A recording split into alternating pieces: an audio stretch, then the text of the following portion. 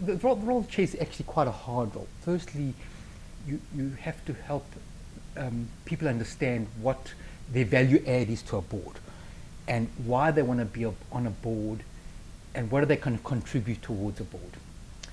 The next thing is that you have to, one of the things we do is try show them actually what goes on in a boardroom, what are the problems that they face, what the solutions were, and they give input on what could they have done differently and how would they react to circumstances if they're faced with it. And the last thing is that we try help with the CVs, etc., that they can get their CV that would be okay to apply for a role, because when you look at a lot of CVs, they all sort of start with the same opening sentence. They're talented, they're clever, they team players, they're lateral thinkers, but 25 CVs all start with that, and you really don't know if a person has any of those attributes till you meet them. It's not quite the same as being qualified or past experience. You're giving yourself attributes, and does that really count, or you're just having a CV that's the same as everybody else's?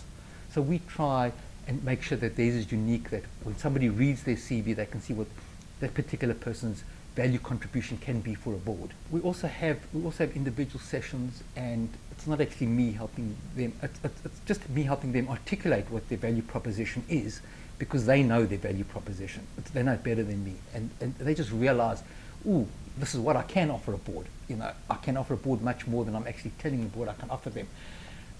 Telling a board I'm a team player doesn't offer the board anything. Everyone thinks they're a team player, but telling them I have a particular skill in IT or safety or something else that other board members may not have suddenly puts me in a different class to maybe other people who are applying for the same job.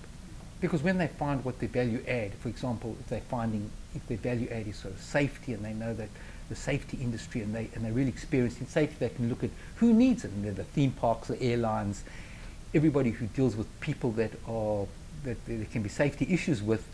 Those are the boards that can actually target, boards that can actually really use their skills.